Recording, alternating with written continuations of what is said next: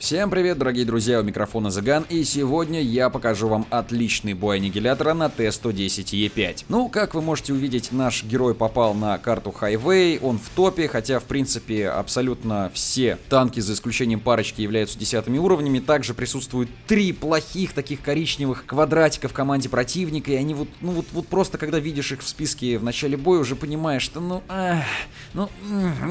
надо будет двигаться. Если тебя поставят на гуслю, то ты уже никуда не уедешь, тебе прилетят чемоданы и контузит пол твоего экипажа, выбьют тебе все модули и скажут: играй, наслаждайся, получай кайф от этой игры. Ну да ладно, в начале сражения аннигилятор решает поехать в город. Абсолютно правильное решение, на Т-110Е5 на плато делать абсолютно нечего, а вот в городе можно хоть как-то укрыться от обстрелов артиллерии. Тем временем его команда также едет вместе с ним в город, абсолютно все фактически рванули в правый нижний угол карты, за исключением одной маленькой СТшки, которая сначала поехала на плато, но потом, видимо, поняла, что там делать нечего, в одно лицо ее быстренько разберут и возвращается на базу. И тут союзники начинают орать в чат, просто нажимая квадратиками: ребята, куда вы претесь? А что ж с плата? Что ж с плата? Вы, дебилы, олени, куда вы едете? Ведь плата-то сейчас В общем, вы поняли. Тем временем светится М41 Бульдог, который встал не в очень удачную позицию и уже успел отхватить на пол хп. Теперь ему придется играть аккуратнее, уже он так не посветит, гордо не покатается, размахивая своим мелкокалиберным стволом и подсвечивая противников, в данной ситуации союзников аннигилятора. И наш герой потихонечку забирается в центр города и прям вот газует по прямой. Не решается он ехать по краю карты, он решает так предпринять агрессивную такую позицию, ПЖД, прям рашит к этим цистернам.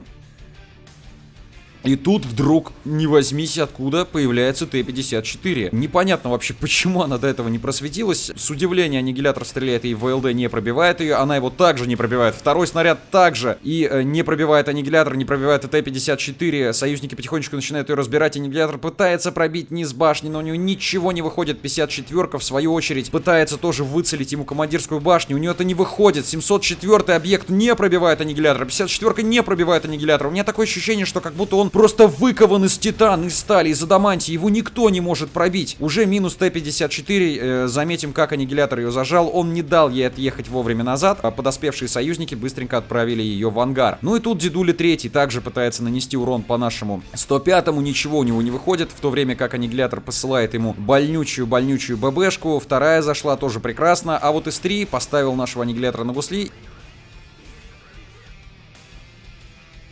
И вот второй раз поставил опять без урона. Просто святые траки спасают сейчас кучу хп нашему герою. Арта также промахивается. Это чудесный бой. На самом деле его бы уже 2 раза могли здесь разобрать, если бы противники попались чуть более скиллованные и, соответственно, у них немного лучше получалось стрелять. Тем временем ИС-3 явно понимает, что деться ему отсюда больше некуда. Его тут особо никто не прикрывает. Видимо, команда противников полностью решила отдать город. Всего лишь 3 танка приехало. Ну и вот трешка отправляется в ангар. Тем временем у нашего героя уже 2700 урона. Т-44, который рашит по центру. Ну зачем ты так делаешь?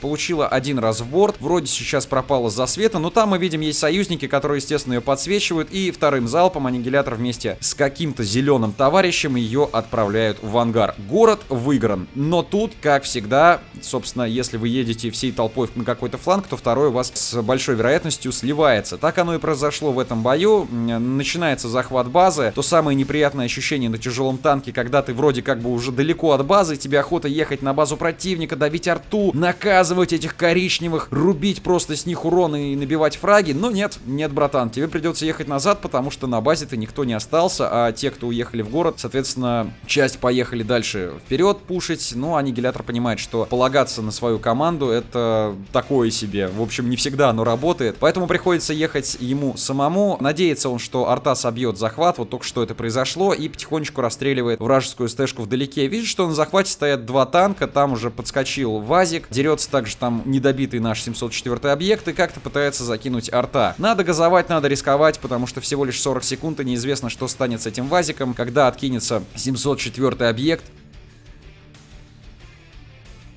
Не получается с вертухана на ходу дать ему дамаг по маленькой проекции противника, поэтому он перезаряжается и изо всех сил просто давит на педаль газа, чтобы быстренько ворваться и наконец-таки сбить этот захват. Сейчас придется, конечно, тратить свое хп, потому что противники-то тоже не дураки, хотя нет, посмотрите, ПТ даже не обращает на него внимания, он заезжает как царь, никто с платы эту ПТшку не прикрывает.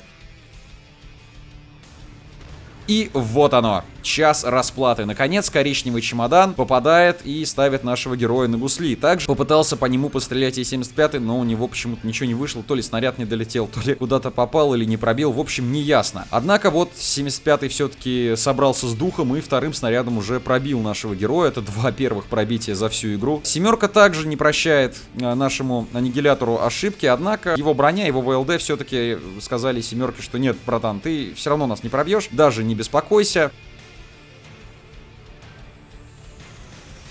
Добивает аннигилятор ИСа-7. Теперь пришло время спрятаться от коричневого чемодана. Бой, в принципе, полувыигран, можно так сказать. По ХП командам мы можем видеть, что у зеленых есть небольшое преимущество, но все равно еще далеко до победы. И надо как бы свой результат зафиксировать. Вдруг союзники на вражеской базе смогут слиться каким-то образом. Вдруг арта не сможет там наши попадать. Причем осталось всего 2 арты в команде союзников. У противников все еще 3 артиллерии. И они, дело в том, что неприятный класс, да кому я рассказываю. Все знают, что может творить арта, особенно в кривых руках. Это как баф у них.